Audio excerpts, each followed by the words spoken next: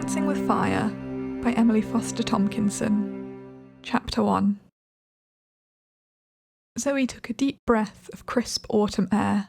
The forest was awash of reds, oranges and yellows, and the smells of damp foliage mixed with the scent of bonfire smoke that hung in the air.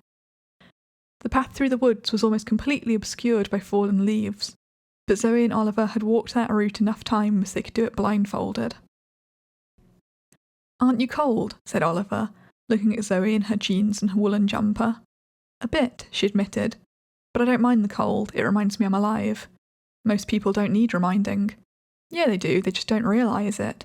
That's why people like roller coasters and scary films. It reminds them they're more than just a drone working in a boring box." Walking in Galloway Forest had become a favourite pastime of Zoe and Oliver when they were both back from university. A chance to escape the chaos of their families and get a short time together, just the two of them. A dip in the path made a perfect collection point for all the rain that had fallen in the past few days, leaving a huge puddle in their way. "George asked Jess out the other day," said Zoe, leaping onto a rock sticking out of the mud. "Finally, how long has everyone been saying they should get together?" She said no. Misjudging her footing, she slipped and put her foot back to steady herself. Her trainer sank into the stinking mud, filling with goop and freezing water. Why would she say no? Zoe shrugged and dug her hands into the tiny pockets of her skinny jeans in a desperate attempt to warm them up.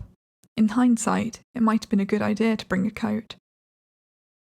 Because she doesn't like him like that. They're just friends. With his tall legs and skinny frame, Oliver jumped nimbly to the rock and then to the path, avoiding the puddle completely. "So," he said, "that doesn't mean they can't go on a date and see what happens, I suppose." "I mean," said Oliver, as the two of them fell in step beside one another, "who would be better to go out with than a friend? You already know everything about each other, you know you like each other's company and get along. It makes sense." "I don't know, it sounds a bit strange. It'd be like me and you going on a date."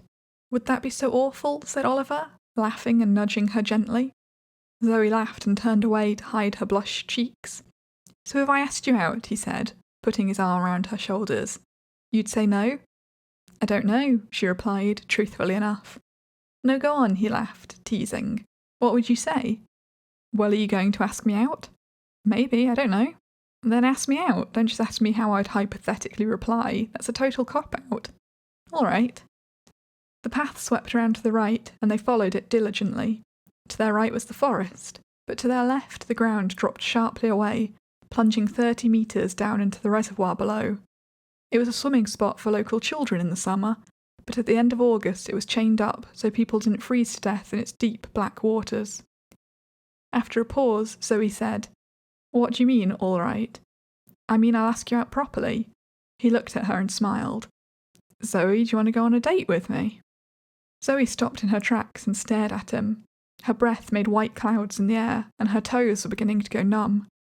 Far below, the noise of the water crashing over the reservoir edge and into the sluices echoed around the forest. "You serious?" she said. "You told me to ask you out properly." Oliver's face had gone white, as though he couldn't quite believe what he had said. "I wasn't expecting you to, though." "Zoe, we have been best friends for 5 years, and I've been trying to ask you out for the past 4 years, 7 months. I'm finally getting around to it." Zoe blinked, her mouth agape. The whole day had taken a turn she hadn't been expecting. "Oliver," she said slowly, unsure of what to say, It was an odd and unpleasant sensation as the edge of the path crumbled under her feet. 1 second the ground was there, the next it had gone. It was like going over a drop on a roller coaster, except she hadn't been aware she was riding one. Her stomach jumped into her mouth as her feet were swept out from under her. The bank was almost a sheer drop, and Zoe could do nothing as she tumbled and slid across the mud and wet leaves towards the water below. Scrambling and digging her nails into the dirt did nothing to slow down her screaming descent. Smacking into the surface of the reservoir, the freezing water grabbed her, forcing itself into her mouth and down her throat. The darkness closed overhead as she plunged downwards. Her arms and legs wouldn't work. It was cold. So cold. Her lungs screamed, and the more she coughed, the more water rushed into her body. Her mind was going cloudy, and coloured lights were appearing in front of her eyes. She knew that she was dying. Zoe tried to kick, grasp for the surface, but her limbs were frozen solid. The light was fading. A shame to die, she thought, but inevitable in the end. End of Chapter 1. Zoe Crowhurst was an ordinary teenage girl, living an ordinary teenage life. That is, until she died. Waking up in the fiery wastelands of hell, Zoe knows there's been some terrible error. She isn't supposed to be there. There's only one chance at escape, getting to Lucifer's castle at the very centre of Hades. It's not going to be easy, especially not when she's joined by a slave master of hell and a ditzy jazz singer from 1920s New York.